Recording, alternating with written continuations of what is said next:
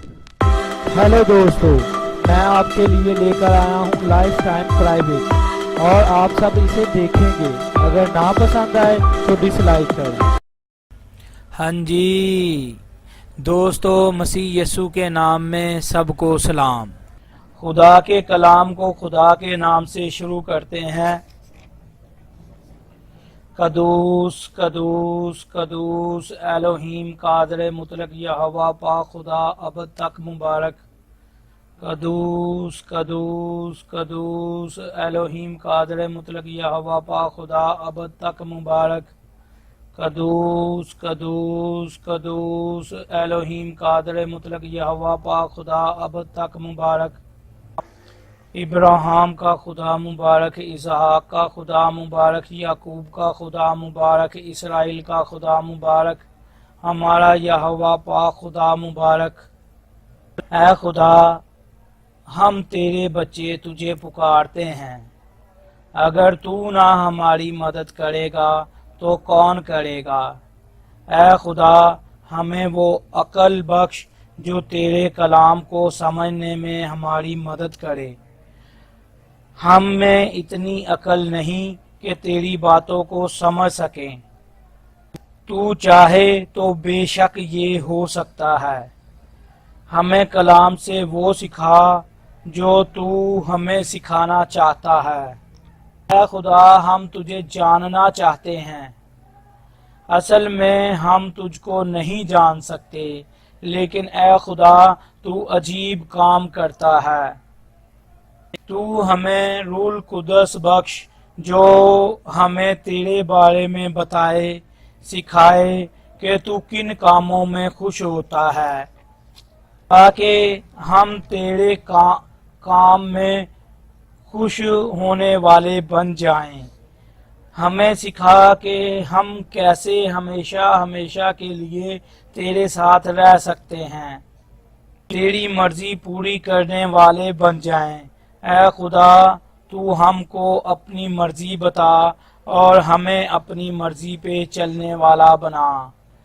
ऐ खुदा, हम ये सब कुछ मांगते हैं तेरे प्यारे बेटे और हमारे खुदावंद यीशु मसीह के नाम में, आमीन। ऐ हमारे बाप, तू जो आसमान पर है, तेरा नाम पाक माना जाए, तेरी बादशाहत आए, तेरी मर्जी जैसे आसमान पर पूरी होती है ज़मीन पर भी हो। हमारे रोज़ की रोटी आज हमें दे, और जिस तरह हम अपने कसूर वालों को माफ़ करते हैं, तू भी हमारे कसूर हमें माफ़ कर। हमें आज़माइश में न पड़ने दे, बल्कि बुराई से बचा, क्योंकि कुदरत और जलाल हमेशा तेरा ही है, आमीन। दोस्तों, भाइयों, सबको शलोम बाशैम यशवा मिशाख। 13वें बाब में यूं लिखा है, चनाचा अब्राम अपनी बीवी और अपने सारे मालो असबाब समेत मिस्र से कनान के जनूब की तरफ रवाना हुआ, और लौत उसके साथ गया। अब्राम मवेशी और सोना चांदी पाकर बहुत मालदार हो गया था। फिर वो कनान के जनूब से सफ़र करता हुआ बैत-एल में उस मकाम पर पहुंचा जहां पहले बैत-एल और आई के दरमियान उसका डेरा था, और जहां उसने पहले मज़बा बनाया था वहां अब्राम ने खुदावंद से दुआ की।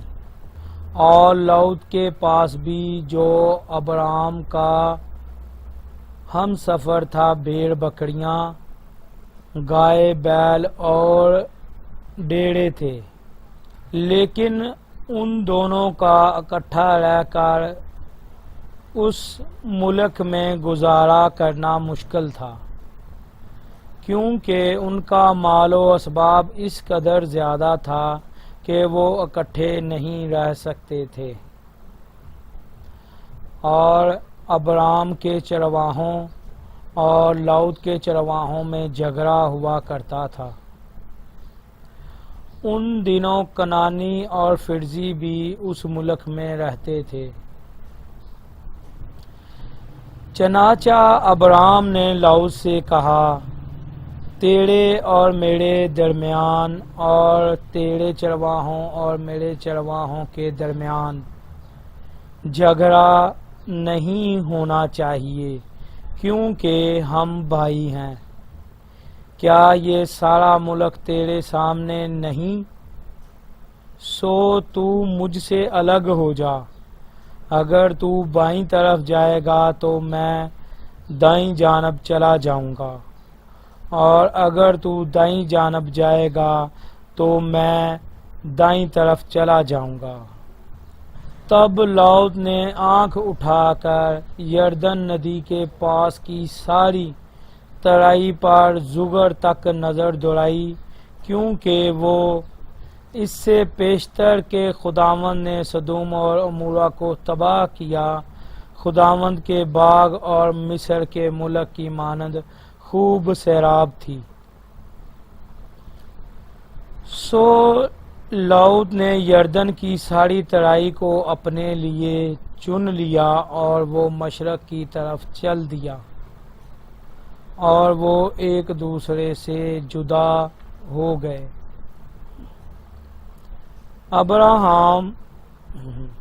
ابرام تو کنعان کے ملک میں رہا، جبکہ لوط نے ترائی کے شہروں میں سکونت اختیار کی، اور سدوم تک اپنے خیمے کھڑے کیے۔ سدوم کے لوگ بدکار تھے اور خداوند کے خلاف سنگین گناہ کیا کرتے تھے۔ لوط کے جدا ہو جانے کے بعد خداوند نے ابرام سے کہا، جس جگہ تو ہے وہاں سے اپنی نگاہ اٹھا کر شمال و جنوب اور مشرق و مغرب کی جانب نظر دوڑا۔ یہ سارا ملک جو تو دیکھ رہا ہے، اسے میں تجھے اور تیری نسل کو ہمیشہ کے لیے دوں گا۔ میں تیری نسل کو خاک کے ذروں کی مانند بناؤں گا۔ اگر کوئی شخص خاک کے ذروں کو گن سکے تو تیری نسل کو بھی گن سکے گا۔ جا اور اس ملک کے طول و عرض میں گھوم پھر، کیونکہ میں اسے تجھے دے رہا ہوں۔ چنانچہ ابرام نے اپنے خیمے اٹھائے اور جبرون میں ممرے کے شاہ بلوط کے درختوں کے پاس جا کر رہنے لگا، جہاں اس نے خداوند کے لیے ایک مذبح بنایا۔ خداوند کا پاک کلام پڑھے اور سنے جانے میں خداوند کی برکت ہو۔ خداوند کے نام کا جلال ازل سے ابد تک رہے، آمین۔ دوستو بھائیو، شروع کرتے ہیں۔ جو ہم نے پڑھا ہے اب اسے سمجھنے کی کوشش کرتے ہیں، اور سمجھنا ایسے ہے کہ ہم خدا کو جانیں، خدا کے بارے میں جانیں۔ ٹھیک ہے، تو 13ویں باب میں ایسے لکھا ہے، چنانچہ ابرام اپنی بیوی اور اپنے سارے مال و اسباب سمیت مصر سے کنعان کے جنوب کی طرف روانہ ہوا، اور لوط اس کے ساتھ گیا۔ میرے دوستو بھائیوں، میں آپ سے کہنا چاہتا ہوں، یہ بات شیئر کرنا چاہتا ہوں کہ کلام میں ساری باتیں سمجھنے والی نہیں ہے۔ ٹھیک ہے، یہ دیکھیں، اب یہ جو آیت لکھی ہے، اس کا آپ کو سیدھا سیدھا جو مطلب ہے، وہ جو لکھا ہوا ہے وہی اس کا مطلب ہے۔ ٹھیک ہے، کہ لوط ابرام کے ساتھ تھا، اس کی بیوی تھی، اور دوسری آیت میں ہے، ابرام مویشی اور سونا چاندی پا کر بہت مالدار ہو گیا۔ یہ آیت بھی آپ کو سمجھ آ گئی ہوگی۔ اب پھر وہ کنعان کے جنوب سے سفر کرتا ہوا بیت ایل میں اس مقام پر پہنچا جہاں پہلے بیت ایل اور ای کے درمیان اس کا ڈیرا تھا، اور جہاں اس نے پہلے مذبح بنایا تھا وہاں ابرام نے خداوند سے دعا کی، یعنی پھر وہ اسی مقام پہ آیا، بیت ایل اور ای کے درمیان ڈیرا لگایا، اور وہاں اس نے وہ مذبح کو چاہے درست کیا یا وہیں پہ جو مذبح تھا دعا کی۔ 5ویں آیت میں ہے، اور لوط کے پاس بھی جو ابرام کا ہم سفر تھا بھیڑ بکریاں گائے بیل اور ڈیرے تھے، لیکن ان دونوں کا اکٹھا رہ کر اس ملک میں گزارا کرنا مشکل تھا، کیونکہ ان کا مال و اسباب اس قدر زیادہ تھا کہ وہ اکٹھے نہیں رہ سکتے تھے۔ دوستو بھائیو، ہم نے یہ 4تھی آیت میں پڑھا کہ ابرام نے خدا سے دعا کی، تو پھر دعا کا راست باز کی دعا کا خدا جواب برکت سے ہی دیتا ہے۔ خدا نے اتنی برکت دے دی انہیں کہ وہ اکٹھے رہ نہیں سکتے تھے، ان کے پاس مال اتنا، جیسے ہمارے گھر میں ہوتا ہے کہ جب بچوں کے بچے ہو جاتے ہیں پھر وہ آپس میں کھیلتے ہیں، وہ کھیل میں ایک دوسرے کو دھکا دیتے ہیں اور ہم کہتے ہیں لڑائی ہو گئی ہے۔ اسی طرح ان کو بھی خدا نے بہت برکت دی اور ان کا مال بہت زیادہ ہو گیا، وہ ایک جگہ نہیں رہ سکتے تھے، ان کا گزارا نہیں تھا، کیونکہ خدا نے آدم کو ہوا کو برکت دی تھی کہ پھولو پھلو اور زمین پر بھرو، تو ایسی ہی برکت سمجھ لیں جو خدا کے ساتھ چلتا ہے۔ خدا نے تو یہ برکتیں اسے پہلے دے دی ہوئی ہیں، تو وہ پھر ان کا اکٹھا نہیں رہ سکتے تھے۔ اور 7ویں آیت میں، ابرام کے چرواہوں اور لوط کے چرواہوں میں جھگڑا ہوا کرتا تھا، ان دنوں کنانی اور فرزی بھی اس ملک میں رہتے تھے۔ یہ آیت اس لیے ایسے لکھی گئی ہے کہ ان دنوں کنانی اور فرزی بھی وہاں رہتے تھے، اور جب ابرام کے بھائی لوط کا اس سے کے چرواہوں کا آپس میں جھگڑا ہوتا تھا تو اس سے ان کے خدا کی سمجھ لیں کہ نام کی تکفیر ہوتی تھی یا وہ اچھا نہیں سمجھتے تھے، اسی لیے 8ویں آیت میں لکھا ہے، چنانچہ ابرام نے لوط سے کہا، تیرے اور میرے درمیان اور تیرے چرواہوں اور میرے چرواہوں کے درمیان جھگڑا نہیں ہونا چاہیے کیونکہ ہم بھائی ہیں۔ حتیٰ کہ جو لوط تھا ابرام کا بھتیجا تھا، لیکن یہ بھائی لکھا ہے تو ایک طرح سے سارے بھائی بھی ہیں، یہ آپ سمجھ سکتے ہیں کیوں بھائی لکھا ہے، یہ کوئی غلط نہیں لکھا۔ آپ کو سمجھنا ہے تو آپ کہیں جی کلام میں غلط لکھا ہے، آپ نے اپنی عقل کو وہاں لے کے آنا ہے جہاں کلام جو ہمیں بتا رہا ہے۔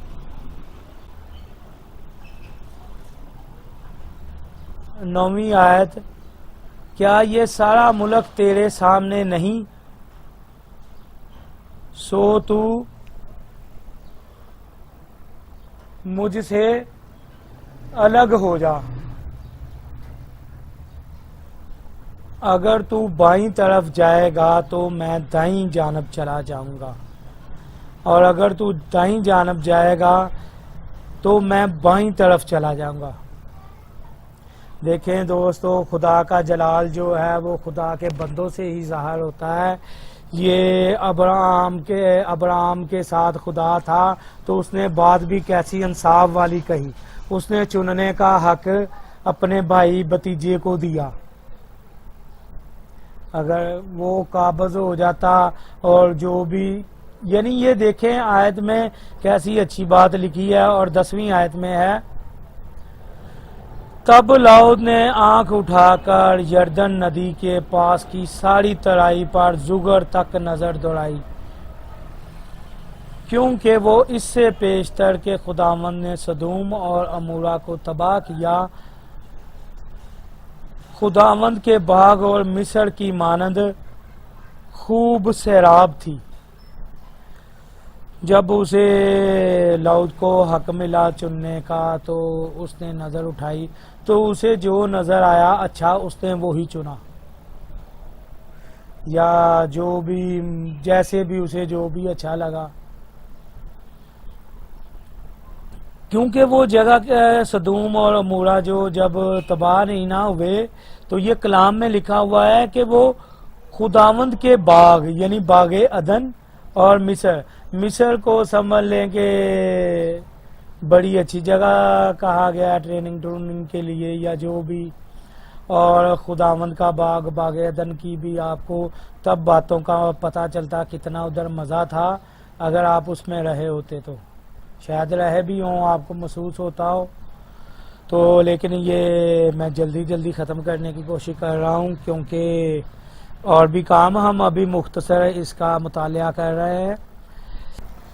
11ویں آیت میں ہے لوط نے یردن کی ساری ترائی کو اپنے لیے چن لیا اور وہ مشرق کی طرف چل دیا اور ایک دوسرے سے جدا ہو گئے، یعنی علیحدہ ہو گئے۔ یہ اچھا ہوا کہ راضی خوشی ہوئے، آپس میں بات کر کے ہوئے۔ ابرام تو کنعان کے ملک میں رہا جبکہ لوط نے ترائی کے شہروں میں سکونت اختیار کی اور سدوم تک اپنے خیمے کھڑے کیے۔ سدوم کے لوگ بدکار تھے اور خداوند کے خلاف سنگین گناہ کیا کرتے تھے۔ یہ بتایا جا رہا ہے کہ جب لوط ابرام سے جدا ہوا تو وہ گناہ کرنے والے یعنی بدکار لوگوں میں چلا گیا، تو وہ گناہ بھی سنگین کرتے تھے۔ اور 14ویں آیت میں ہے لوط کے جدا ہو جانے کے بعد خداوند نے ابرام سے کہا۔ اب جو ابرام سے جدا ہوا لوط تو اس کے ساتھ کیا پیش آیا، اور 14ویں آیت میں جب لوط سے ابرام ہوا تو اس کے ساتھ کیا ہوا کہ خداوند نے ابرام سے کہا جس جگہ تو ہے وہاں سے اپنی نگاہ اٹھا کر شمال اور جنوب، مشرق اور مغرب کی طرف نظر دوڑا۔ 15ویں آیت میں ہے یہ سارا ملک جو تو دیکھ رہا ہے اسے میں تجھے اور تیری نسل کو ہمیشہ کے لیے دوں گا۔ دوستو یہ دیکھیں 15ویں آیت میں یہ سارا ملک جو تو دیکھ رہا ہے خداوند خدا ابراہیم سے فرما رہے ہیں کہ یہ جو ملک ہے میں تجھے اور تیری نسل کو دوں گا، یعنی کہ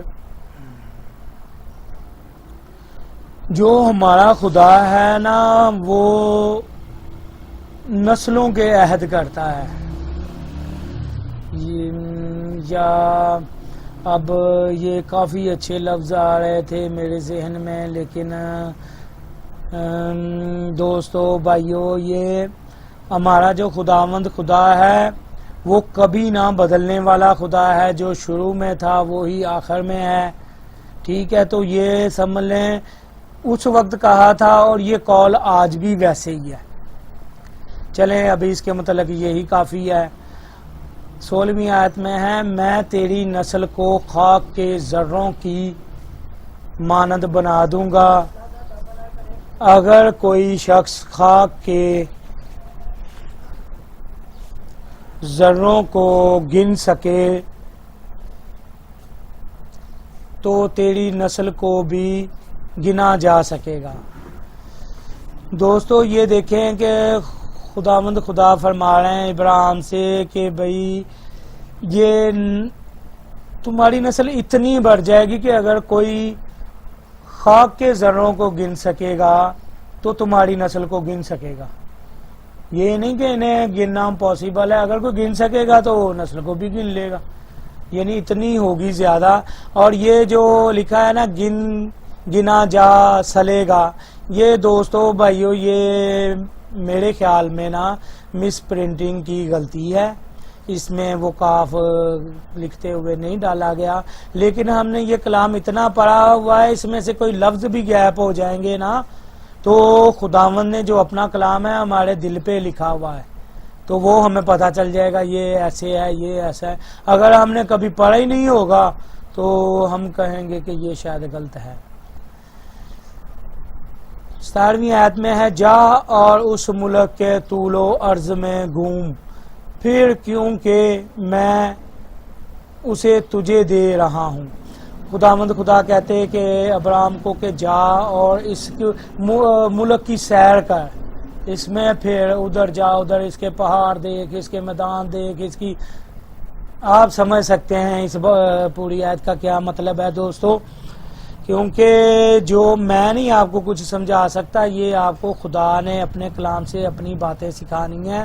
میں نے صرف آپ کا دھیان کروانا ہے کہ بھئی ادھر نہ ذرا دھیان کریں، اس بات کو بھی سوچیں، اسے اس اینگل سے بھی دیکھا جا سکتا ہے۔ چنانچہ ابراہیم نے اپنے خیمے اٹھائے اور جبرون میں ممرے کے شاہ بلوت کے درختوں کے پاس جا کر رہنے لگا، جہاں اس نے خداوند خدا کے لیے ایک مذبح بنایا۔ یعنی دوستو یہاں سے ہی ابراہیم گیا تھا اور وہیں پھر آ گیا، وہاں پہ ایک مذبح بنایا تھا شاہ بلوت کے درخت۔ یہاں پہ پہلے بھی سمجھ لیں کہ جہاں پہ خدا کی رویا ابراہیم نے دیکھی تھی، جہاں بیٹے کا وعدہ ہوا تھا، وہ شاید آپ کو آگے جا کے پتا چلے کہ وہ یہی جگہ تھی یا وہ یہاں رہ رہے تھے۔ چلیں خداوند سے دعا کرتے ہیں۔ قدوس قدوس قدوس الوہیم قادر مطلق یہوہ پاک خدا ابد تک مبارک۔ اے خدا، ہمیں جو تیرے کلام سے ہم نے پڑھا ہے اسے سمجھنے کی عقل و دانائی بخش، اور ہمیں اس پر عمل کرنے کی طاقت و قوت بخش۔ یہ سب خداوند خدا ہم مانگتے ہیں تیرے پیارے بیٹے اور ہمارے خداوند یشوع ہا مسیح کے نام میں، آمین۔